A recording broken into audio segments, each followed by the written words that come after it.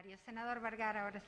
Gracias, señora presidenta. Voy a tratar de contribuir a sacar esta discusión del fango, en donde se han dicho tantas falsedades, tantas insinuaciones con alusiones políticas y en muchos casos quizás hasta con deshonestidad intelectual. Pero con mucho gusto vamos a tratar de encauzar la discusión desde bases objetivas de lo que estamos discutiendo hoy. En ocasión de la visita a la Comisión de Presupuesto integrada con Hacienda del equipo económico, la ministra de Economía solicitó que su gestión fuera evaluada por los resultados. Y eso haremos. Transcurridos 20 meses de gobierno, debemos decir de forma contundente que esos resultados, en nuestra perspectiva, han sido francamente decepcionantes. El gobierno intenta matizar los malos resultados obtenidos planteando que la caída de Uruguay en 2020 respecto al 19 fue de las menores de la región.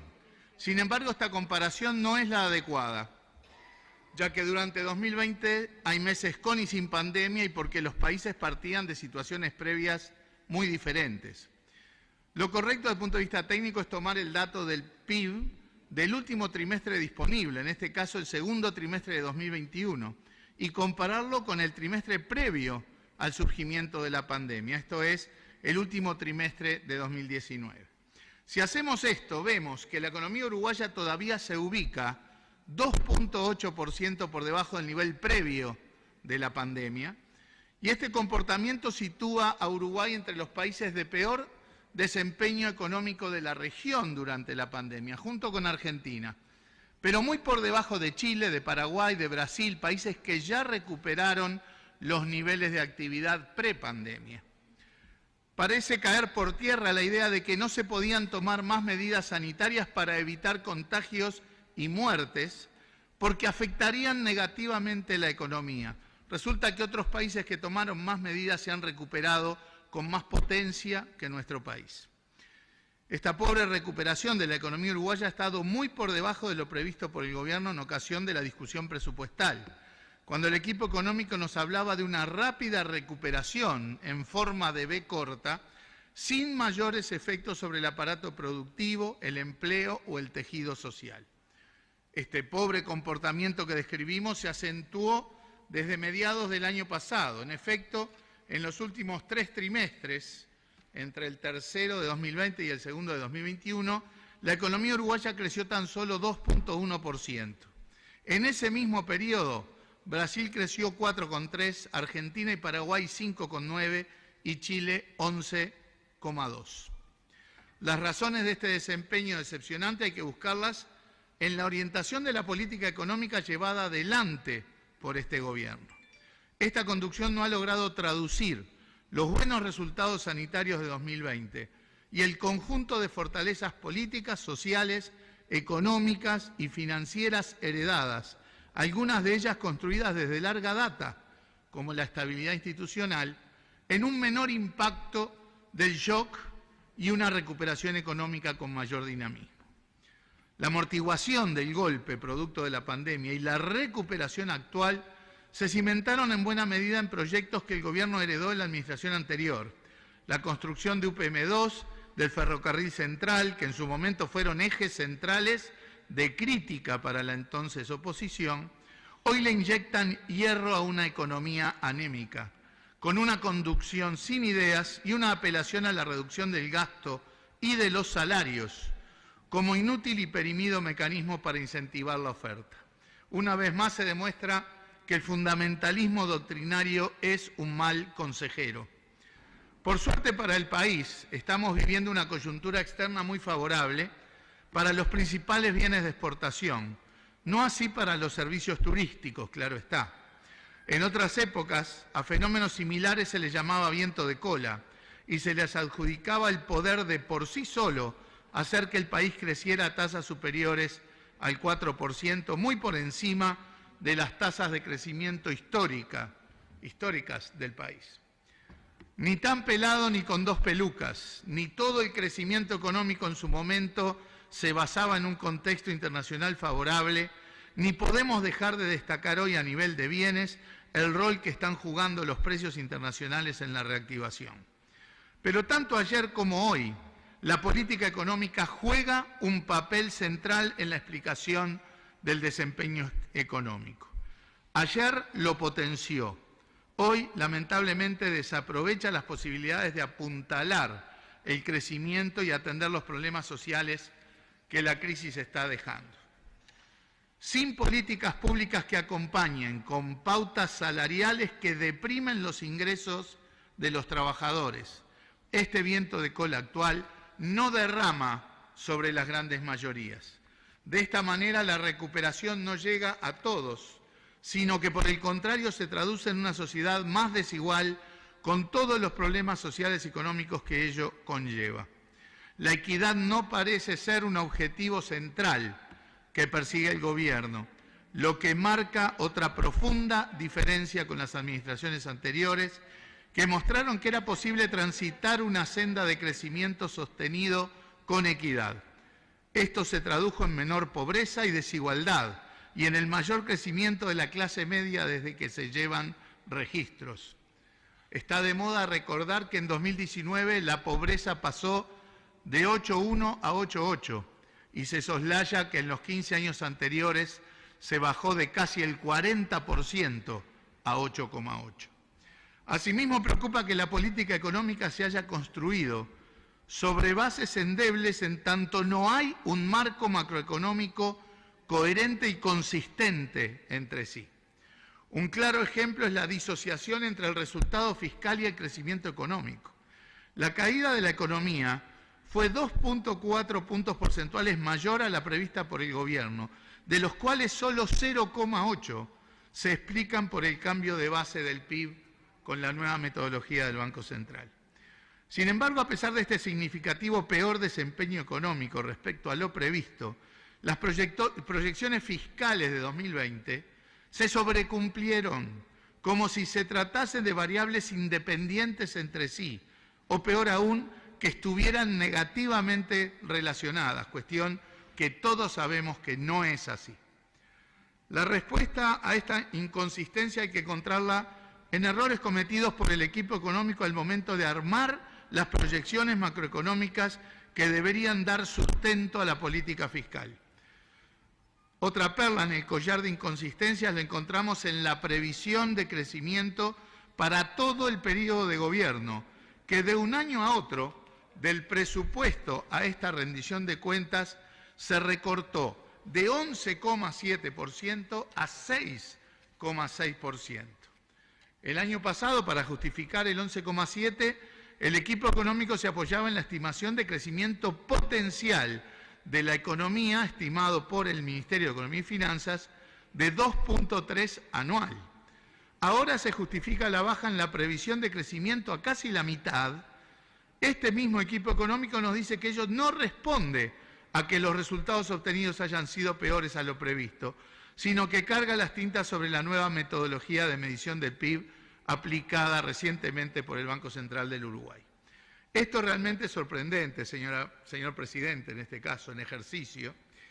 Ahora resulta que un cambio en el año base para medir el PIB afecta el crecimiento potencial de una economía a mediano y largo plazo. Está claro que nada tiene que ver con esto, sino que depende de las capacidades productivas que tenga el país en términos de capital, tecnología y trabajo. El equipo económico, muy lejos de los eslogans de campaña y las frases hechas, no se hace cargo de los resultados obtenidos ni reconoce los errores cometidos. Ese equipo económico también nos dice que a partir del cambio metodológico del Banco Central para el cálculo del PIB, también se revisó la estimación del producto potencial y del resultado fiscal estructural, pilares de la mal llamada regla fiscal adoptada por el gobierno.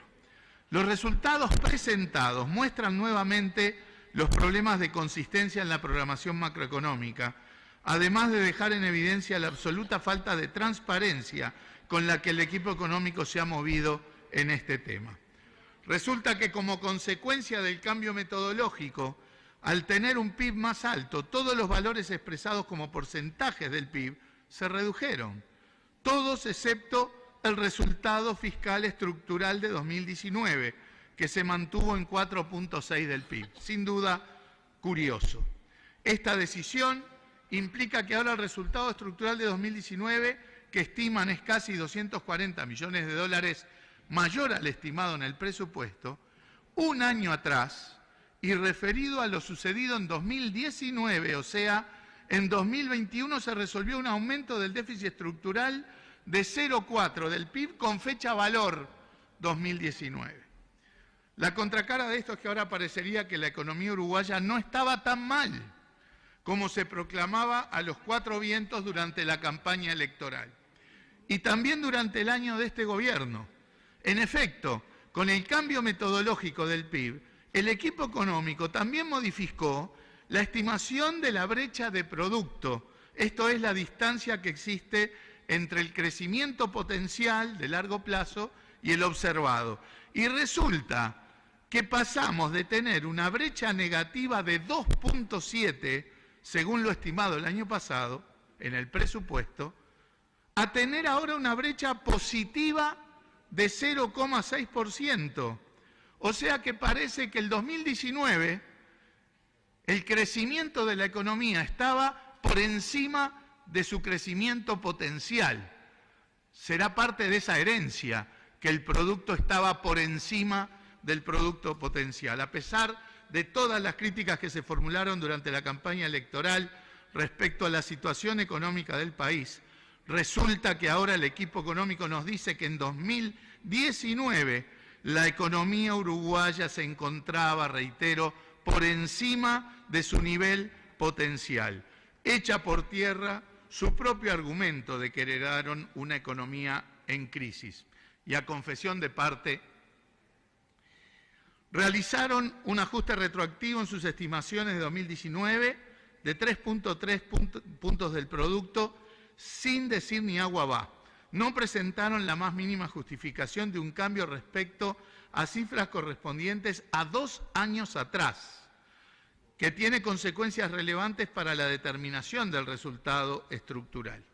Todas estas cuestiones que fueron consultadas al equipo económico en su comparecencia en la comisión y que no tuvieron respuesta, dejan en evidencia la falta de transparencia con la que se ha movido en este tema. A pesar de los reiterados pedidos realizados, seguimos sin contar con el detalle de la metodología, ni los supuestos, ni los cálculos realizados que justifiquen significativos cambios como los que se introdujeron en solo un año. Otra fuente de discrecionalidad refiere al conjunto de obras saludables y compartibles en cuanto a los fines que se propone atender, que el Gobierno plantea realizar por fuera de la cobertura fiscal. Ahora se habla del perímetro fiscal. Así evita mostrar su efecto sobre el déficit, dibujando el resultado fiscal, a través de la constitución de fideicomisos financieros que debieron integrar la cobertura fiscal y no está previsto que lo hagan. El Gobierno plantea un artilugio contable para evitar reflejar el costo fiscal de estas propuestas, pasándola a las administraciones siguientes, futuras.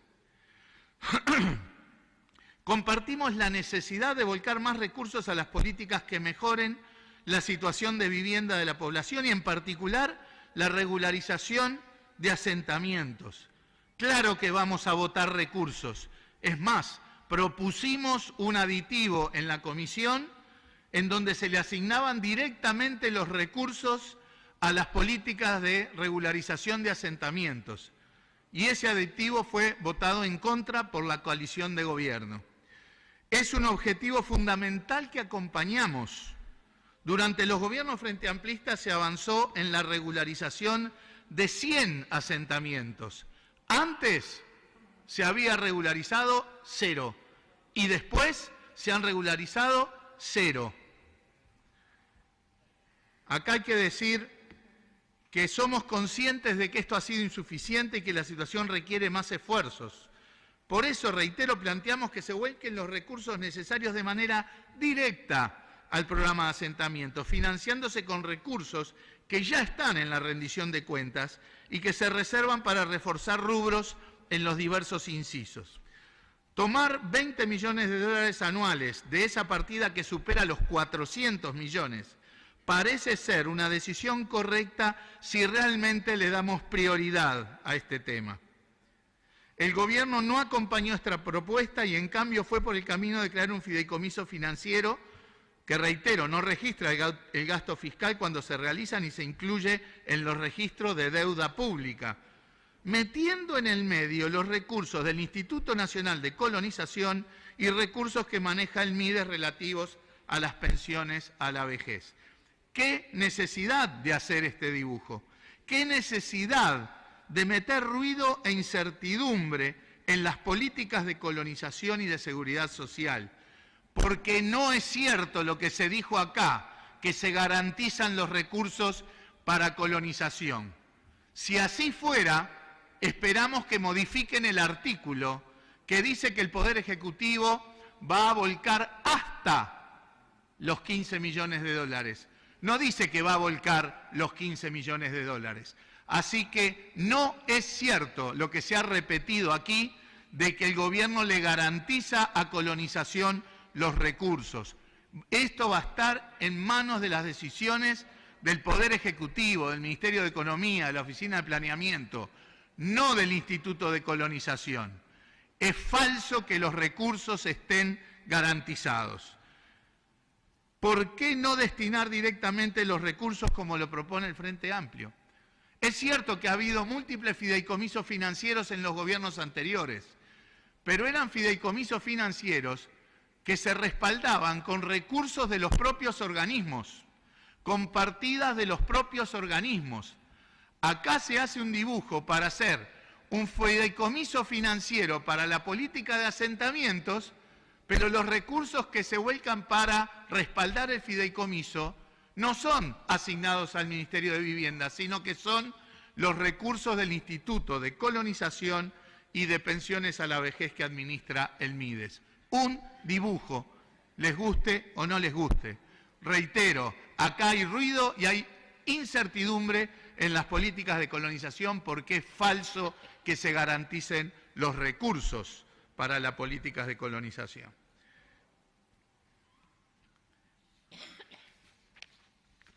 Por otra parte, señor presidente, hoy vemos que el equipo económico habla con cierta soltura de que la pandemia es cuasi historia.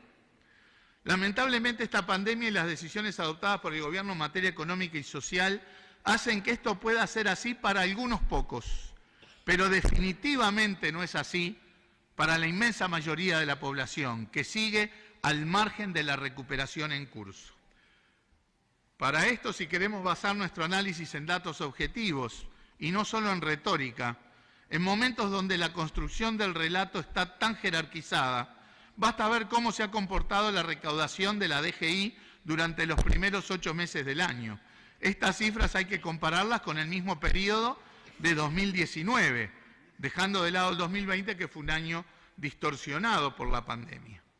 Al hacer esto vemos que la recaudación en términos reales de todos los impuestos asociados a rentas personales y al consumo interno siguen por debajo de los niveles de 2019.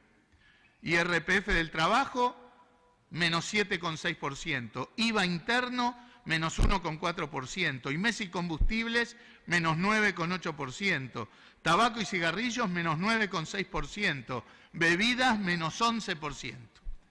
Este es el reflejo de la caída del ingreso de los hogares, caída de salarios, caída de pasividades, más impuestos, por el efecto conjunto de menos empleo y deterioro de ingresos, reforzado por una política salarial de deterioro del salario real que todavía no se propone una recuperación de lo perdido. En un sentido opuesto, los impuestos asociados a la propiedad y las rentas empresariales y el capital están experimentando importantes aumentos en términos reales. Lo muestran quiénes son los que están mejorando su situación económica. El IRPF del capital, más 13%, el IRAE, más 1,7%, el IMEVA, más 21%, el impuesto a las transmisiones patrimoniales, más 22,6%. Se trata de una pequeña élite la que se está beneficiando del proceso de recuperación en curso, propietaria de las grandes extensiones de tierra y empresa, a la que el gobierno ha hecho gestos bajándole impuestos, mientras sube el IVA, el IRPF al trabajo y el IAS en momentos de crisis. Un pequeño grupo de personas al que el presidente de la República ha catalogado como los Maya Oro, poniendo en sus manos el destino del país y demostrando escasos conocimientos en materia de ciclismo, puesto que en este deporte, como en la sociedad misma, el que cincha y carga con el grueso del esfuerzo es el pelotón. En estrecha relación con esto, queremos compartir con este Pleno una situación que se reiteró en el tratamiento de la Comisión y las exposiciones de las autoridades de diversos incisos. Por una parte, el equipo económico y el presidente celebran los millones que se ocuparon de impedir gastar, de ahorrar, a efectos de tener mejores resultados fiscales. Podríamos pensar que estas decenas de millones obedecen, o cientos de millones, obedecen a los hallazgos de despilfarros, mala gestión, gastos superfluos, gastos innecesarios. Recordemos la promesa de campaña de retirar la grasa sin sacrificar el músculo. Ocurre que esa pretendida cirugía de precisión resultó en una sangría en áreas especialmente sensibles del Estado. Queremos ser muy claros en esto. El gobierno dejó de destinar 140 millones de dólares en soluciones para los uruguayos que más lo necesitaban, sin una sola razón que lo justifique. Aún respetando sus directivas fiscales, ya de por sí austeras y limitadas, aún dentro de su margen de maniobra, fue más realista que el rey y se guardó 140 millones. Reitero, el gobierno podía haber volcado 140 millones de dólares más para ayudar a los más necesitados, para que no se perdieran decenas de miles de puestos de trabajo, para que no cerraran micro y pequeños comercios y empresas, para que decenas de miles de compatriotas no cayeran en situación de pobreza. Y eso lo podía haber hecho sin violentar sus propias metas fiscales. Aún sin considerar que esas metas eran inapropiadas para la situación de crisis, aún sin considerar que los países en el mundo les dieron vacaciones a sus reglas fiscales durante la pandemia, aún así el fundamentalismo y la ortodoxia los llevan a festejar ahorros que son sinónimo de desempleo, de destrucción de empresas y de pobreza. Queda claro que si en el Uruguay hubo más pérdida de puestos de trabajo, más empresas cerradas y más deterioro social, fue por una decisión política del gobierno de no volcar recursos suficientes para sostener la situación económica y social, reitero, sin violentar sus propias metas fiscales. Hoy nos enteramos que hacer eso hubiera sido paternalismo inadecuado. Eso es lo que escuchamos hoy del informe en mayoría. Si tendremos visiones diferentes. Claro que sí. Y mientras el equipo económico exponía su misión cumplida, por el Parlamento se exhibieron y desfilaron carencias de todo tipo. Para poner únicamente algunos ejemplos, nos limitaremos a unos pocos que nos preocupan sobremanera. En el INISA, institución que sufrió severos recortes, se denuncia falta de personal, de recursos para vestimenta, alimentación y artículos de limpieza.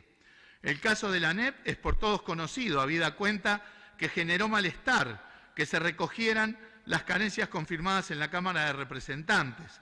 Quien hasta hace poco fuera fiscal general de la Nación compartió en esta casa las dificultades que atraviesa nada menos que la Administración de Justicia por ausencia de recursos, y podríamos seguir enumerando ejemplos. Estos y otros ejemplos que seguramente serán objeto de debate en este ámbito, entendemos que no solo obedecen a una concepción completamente diferente de las urgencias y las necesidades públicas, sino que expresan dos formas de entender el rol del Estado. El gobierno dice con claridad que el Estado es un lastre y una carga para los Maya Oro, en franca oposición al precepto bayista del Estado como escudo de los pobres. El rol del Estado es fundamental en una visión estructural de crecimiento y de desarrollo económico y social, pero es mucho más importante en el medio de una crisis. Acá se ha hablado desde muchos aspectos de gobiernos anteriores. Es más, tanto aquí en el Pleno como en la Comisión y en el desfile de las autoridades, yo diría que un 80 o un 90% de lo planteado refirió no a la situación de 2020 sobre la que se rinde cuentas, sino sobre los 3 gobiernos anteriores. Discusión que ya dimos el año pasado en oportunidad de la rendición de cuentas del 2019, discusión que ya dimos en la discusión del presupuesto del año pasado. Veo que la vamos a seguir dando varios años. Pero claro, ese 90% sobre el tema también quizás lo que trasluce es que esta rendición de cuentas no tiene esencialmente contenidos sustanciales, no tiene una visión de futuro, no nos permite mirar para adelante. Y se habló de que no se hizo nada con los asentamientos, reitero, se regularizaron o realojaron 100 asentamientos durante los gobiernos del Frente. Se planteó que nunca se habían usado las partidas para los refuerzos de rubro cuando es una práctica habitual. Se mide el ajuste o no ajuste según haya superávit fiscal. Realmente se habla desde la ignorancia de estos temas. Se dice que por primera vez se cumplen las metas fiscales, totalmente falso también. Durante muchos años de los gobiernos frente amplistas se cumplieron las metas fiscales. Se habla de ahorros, se festejan ahorros, que como ya bien describió el senador Olesker, es invertir menos, bajar salarios y recortar políticas sociales. Para nosotros, invertir menos no es ganar en eficiencia. Para nosotros invertir menos es invertir menos. Y eso lo va a terminar pagando el país porque se va a deteriorar la infraestructura, no va a haber las viviendas necesarias, etcétera, etcétera. La pandemia, lejos de ser una excusa para no gastar o para gastar menos, era la razón para gastar lo necesario para sostener la situación económica y social, tal como lo hicieron la inmensa mayoría de los países del mundo. Hasta aquí algunos aspectos de nuestra valoración en cuanto a la rendición de cuentas de lo actuado por el Gobierno y los ajustes planteados en lo inmediato. Para finalizar, desearíamos compartir una preocupación respecto al mediano y largo plazo, que tiene que ver con la ausencia absoluta de un proyecto de país que incluya a las grandes mayorías y, por ende, de los recursos, los tiempos y las metas para alcanzarlo. A nuestro juicio es inimaginable una noción de país posible para las próximas generaciones sin tener claridad en el alcance de un modelo de crecimiento que radique en la generación de conocimiento y la incorporación de valor en clave de sostenibilidad. Decimos que esta aspiración está ausente porque no hay supuestos que conduzcan a ella. El actual gobierno ha criticado largamente la concepción de país que interpretó y en buena medida cristalizó el Frente Amplio. Es muy válido que así fuera. Por esa razón, esperábamos hallar entre las prioridades de esta rendición de cuentas apuestas deliberadas en otro sentido, pero no las encontramos porque no las hay. Apostar a una sociedad de conocimiento implica antes que nada destinar recursos para formar a nuestra gente en niveles de excelencia y generar condiciones para que una vez formados permanezcan en el país y sean atractores de otros talentos y capacidades. ¿Me pedís la...? Sí, señor presidente. La hora del senador Vergara, así que vamos a votar. 23 en 20. Gracias, presidente y señores senadores. Apostar a una sociedad de conocimiento, como decía, implica destinar recursos a formar a nuestros jóvenes, a nuestros chiquilines y chiquilinas. Sin embargo, no hay nada de eso en esta rendición. Los fondos destinados a la formación, lejos de crecer, se han reducido. Hay tristes ejemplos en toda la cadena de supuestos. Se redujo el presupuesto para el acceso a la literatura científica y las posibilidades de participar de las experiencias de acceso abierto. Sin herramientas para acceder al estado del arte, es imposible colocar nuestras capacidades en la frontera del conocimiento. No hay apuesta alguna a incrementar el número de proyectos de investigación básica y aplicada. Apostar a la ciencia fundamental es esencialmente apostar. Son años de recursos y de esfuerzos locales y en cooperación para concretar hallazgos. Así ocurrieron los grandes pasos que hoy son irrenunciables: las vacunas, la conectividad, la virología, por poner solo algunos ejemplos de actualidad. Tampoco es posible un país en clave de desarrollo si desacumulamos en materia de transferencia tecnológica. No hay más recursos para construir los puentes imprescindibles entre la academia y el sector productivo. Urge hacer dialogar a las empresas con las usinas del conocimiento, pero ello requiere recursos.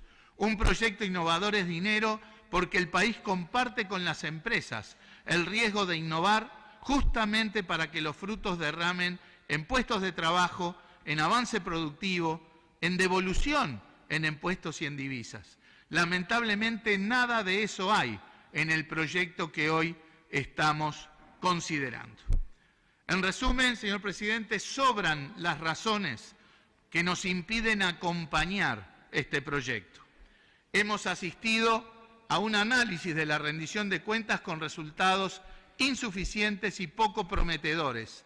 A 20 meses de haber asumido, lo actuado por el Gobierno es empobrecedor, inconsistente entre el ahorro y las necesidades de la sociedad y carece por completo de un proyecto aspiracional capaz de contener a la inmensa mayoría de nuestra población. Muchas gracias, señor presidente.